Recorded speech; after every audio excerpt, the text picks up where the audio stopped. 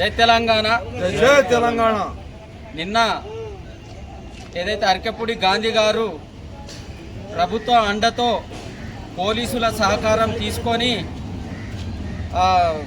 అతన్ని అరెస్టు చేయకుండా పాడి కౌశిక్ రెడ్డి గారిని గృహ నిర్బంధం చేసిన ఆ గృహ నిర్బంధం పైన ఉన్న అతని ఇంట్లోకి పాడి కౌశిక్ రెడ్డిని గృహ నిర్బంధం చేసి ఆయన ఇంట్లో ఉంచిన ప్రభుత్వం మరి అరకెపూడి గాంధీ గారిని హౌస్ అరెస్టు చేయకుండా ప్రభుత్వం తరపున మొత్తం ఏ విధంగా సహకరించి బయటికి వచ్చే విధంగా సహకరించిందో చెప్పాల్సి ఉంది రేవంత్ రెడ్డి ప్రభుత్వం. ఎందుకంటే రేవంత్ రెడ్డికి ఒక భయం అనేది పుట్టుకొచ్చింది, ఎక్కడ నా కుర్చీ కదులుతుందో అని. కానీ బాజాప్తా రేవంత్ రెడ్డి గారే అరకెపూడి గాంధీకి కాంగ్రెస్ కండువా కప్పడం జరిగింది. అరకెపూడి గాంధీ గారే నేను కాంగ్రెస్లో చేరుతున్నా అని చెప్పడం జరిగింది. దానికి బదులుగా రేవంత్ రెడ్డి గారు అతనికి ఒక బిచ్చం పిఎసి చైర్మన్ నియమించడంతో అది ఆనవాయితీగా వస్తున్నది ఏ ప్రభుత్వం ఉన్నా. ఉదాహరణకి పార్లమెంట్లో కూడా కాంగ్రెస్ వారికే పిఎసి చైర్మన్గా బీజేపీ ఎన్డీఏ ప్రభుత్వం నియమించింది. తప్పిస్తే అలాంటి ఆనవాయితీ 1986 నుండి వస్తున్న ఆనవాయితీని ఈరోజు రేవంత్ రెడ్డి బతుకనికి వచ్చినటువంటి రేవంత్ రెడ్డి కాంగ్రెస్లో ఎంతోమంది ఉద్దండులు ఉండంగా వాళ్ళని కాదని ఈయన ముఖ్యమంత్రి కుర్చీ ఎక్కి వాళ్ళకు తోసి రాజేసి మరి పిఎసి చైర్మన్ ఇతనికి కట్టబెట్టి ఈ విధంగా బిస్కెట్లు వేస్తున్నాడు కేవలం ఇతని కుర్చీ కోసం. దానికే మేమేమంటున్నామంటే నిన్న కౌశిక్ రెడ్డి ఇంటిపైకి వెళ్ళి పకడ్బందీ ప్లాన్తో వెళ్ళడం జరిగింది. ఏ విధంగా అంటే పకడ్బందీ ప్లాన్ అక్కడికి మేము మాట్లాడడానికే వెళ్ళినామని చెప్పేసి అరకెపూడి గాంధీ అంటున్నారు. కానీ కోడిగుడ్లు ఏ విధంగా వచ్చినాయి, రాళ్ళు ఏ విధంగా వచ్చినాయి, టమాటాలు ఏ విధంగా వచ్చినాయని రేవంత్ రెడ్డి గారిని మేము సూటిగా ప్రశ్నిస్తున్నాం.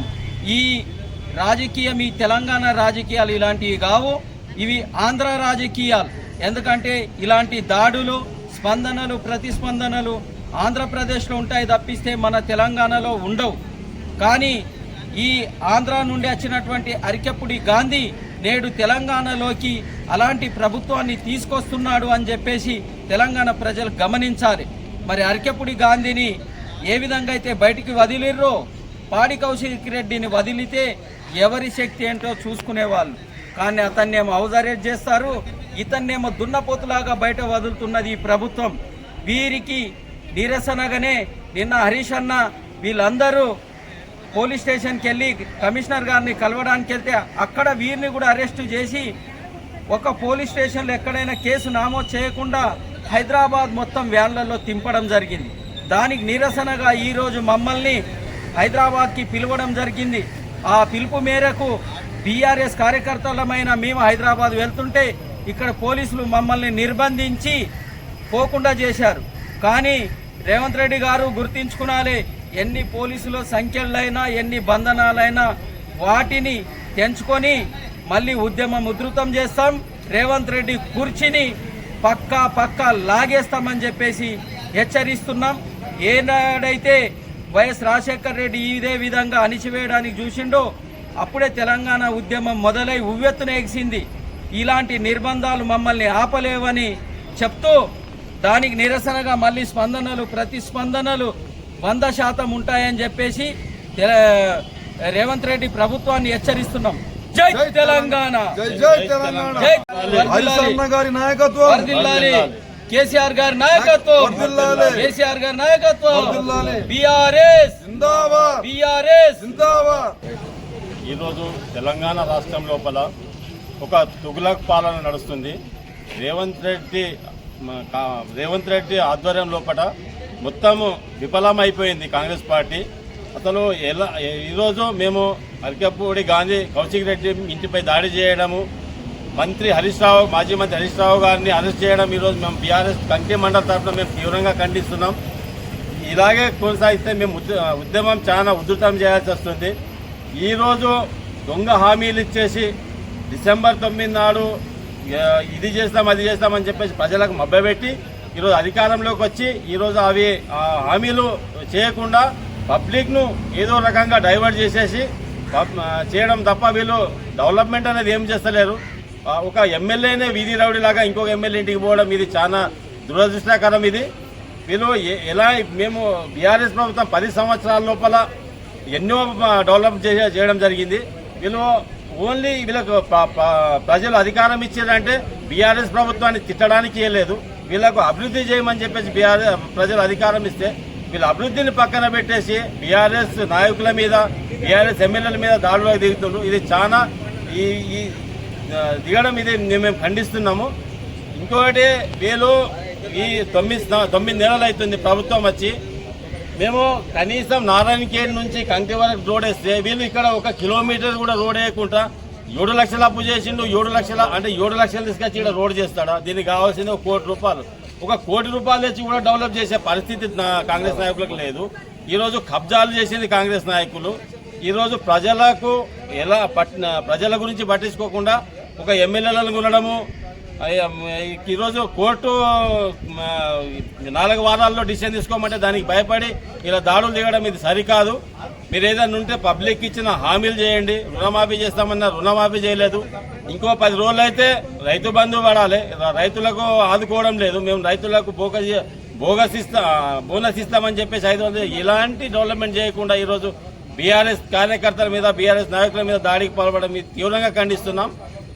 ఇక ముందు సహించాము. ఇలాగే కొనసాగితే మేము ఉద్యమం ఉధృతం చేస్తామని చెప్పేసి మేము తెలియజేస్తున్నాం. జై తెలంగాణ, జై తెలంగాణ. హరీష్ గారి నాయకత్వం, హరీష్ అన్న గారి నాయకత్వం. ఇప్పుడు నిన్న అరికెపూడి గాంధీ టీఆర్ఎస్ నుంచి విన్నాయి, కాంగ్రెస్ లో పోయి రాజీనామా చేసి పోవాలి. యాక్చువల్గా కౌశిక్ రెడ్డి అన్నది ఏమన్నదంటే, మీరు రాజీనామా చేయక అట్లనే వెళ్ళారు, మీకు గాజులు తెచ్చినేమో ఉండొచ్చు, ఇలా చేసిండు కాబట్టి అని అన్నాడు. దానికి పెద్ద ఎత్తున నీ ఇంటికి రాని ఆంటికి వస్తా అని కౌశిక్ రెడ్డి నువ్వు రాని నేను పోలేదు కాంగ్రెస్లకు అని ఆయన అంటే నువ్వు స్వాగతిస్తామని చెప్పి కౌశిక్ రెడ్డి ఆయనకి ఏమనలే. స్వాగతిస్తా అని మాలేసుకొని అసెంబ్లీకి పోదాం, మన టీఆర్ఎస్ భవన్కి పోదాం, ఆ నుంచి కేశధార పోదామని చెప్పిన మాట కౌశిక్ రెడ్డి ఎత్తే మాట. నేను వస్తా, మీ ఇంటికి రాకపోతే నేను వస్తా అని మా హౌస్ అరెస్ట్ ఏమో కౌశిక్ రెడ్డికి చేసారు, అరికెపూడి గాంధీకి ఏమో వీళ్ళు వదిలేసారు. ఇది అంతా దుర్మార్గం పాలన. ఇది రేవంత్ రెడ్డిది మెయిన్ ఇది కుట్ర. అన్నకి వదులుతున్నట్ల ఈయనకు పట్టుకుంటాడట్లా. ఈయన హౌస్ అరెస్ట్ కౌశిక్ రెడ్డి చేసారు, అరికెపూడి గాంధీకి ఏమో వదిలేసారు. వాళ్ళు మొత్తం గనిమేళన ఇచ్చి వాళ్ళకి ఇచ్చే పోస్టుల సహకారంతో ఇంటికి ఎట్లా పోతాడు ఆయన? పోతే పోయిండు. కోడిగుడ్డు ఎట్లా వస్తాయి, టమాటాలు ఎట్లా వస్తాయి, రాళ్ళెడ్ ఎట్లా వస్తాయి ఆడికి? ఒకటి వీళ్ళకు పాలన అయితలే, వీళ్ళ నుంచి చేతన అయితలే. హామీలు విపరీతంగా హామీలు ఇచ్చారు. హామీలు సహకారం అయితే 2 లక్షలు రుణమాఫీ అన్నారు. 7 ఉంది రుణమాఫీ. పింఛన్ అన్న 4700 అన్న రేవంత్ అన్న 7 ఉన్నది. మీ పింఛన్ 7 ఉన్నది. రైతులు మొత్తుకుంటున్నారు, రైతు బంధు 7 ఉన్నది. 15,000 కాదన్న 10,000 ఇచ్చేసాం మనకు రేవంత్ రెడ్డి గారు. 20,000 ఫ్రీ బస్ అన్నాం, అది కూడా ఏడికి ఉన్నది ఆడికి ఉన్నది. నువ్వు చేసింది ఏమున్నది? ఇక్కడ పింఛన్ అన్నావు 4,000, పింఛన్ ఏడవాయే. రైతు బంధు నువ్వు టీఆర్ఎస్ ఉన్నప్పుడు ఉన్నాయారా హామీలు మీరు కంటిన్యూ చేయండి. ఏది కూడా హామీలు అయితే లేవు. రైతులు మొత్తుకుంటున్నారు, పంట ఇటు పడి నష్టపోతుంది. ఈ పంటలు చూసాక రైతులు చూడక నువ్వు టీఆర్ఎస్ నుంచి వాళ్ళకి ఇది చేయి, ఇలా జగడం చేయి. ఇప్పటిదాకా నడిచింది ఏమన్నా హైదరాబాద్లో ఇట్లా? ఇప్పటిదాకా కాంగ్రెస్ టీఆర్ఎస్ గవర్నమెంట్ వచ్చి 9-10 సంవత్సరాలు పరిపాలించింది. ఈనాడు కూడా ఈ తిరిగి ఈ విధంగా కాలేదు. ఒక ఎమ్మెల్యేకి శాశ్వతం లేకపోతే ఒక ఎమ్మెల్యే టీం కౌశిక్ రెడ్డి ఒక ఎమ్మెల్యే, ఆయన మీద మీద దౌర్జన్యం దిగుతున్నది అన్నప్పుడు ఏమున్నది ఆడ? ఇది రాజకీయం ఉన్నదా ఏమున్నది? దీనికి ఏమంటారు? దీనికి ఇలాంటి మానుకోవాలి రేవంత్ రెడ్డి గారు. మంచి పద్ధతి కాదు. అక్కడ వదిలేసాను వాళ్ళకు పరిపాలన చూడ, ఒకసారి హామీలు ఇచ్చాను కాదు నెరవేర్చుకో. ఇంకొకటి ఇలాంటి మీరు చేస్తే మేము కూడా ఉద్రికాన్ని దిగుతాం, ఖచ్చితంగా మేము కూడా పాల్గొంటామని హెచ్చరిస్తున్నాం కాంగ్రెస్ మండలి తరఫున. జై తెలంగాణ, భూపాల్ రెడ్డి గారి నాయకత్వం, భూపాల్ రెడ్డి గారి నాయకత్వం.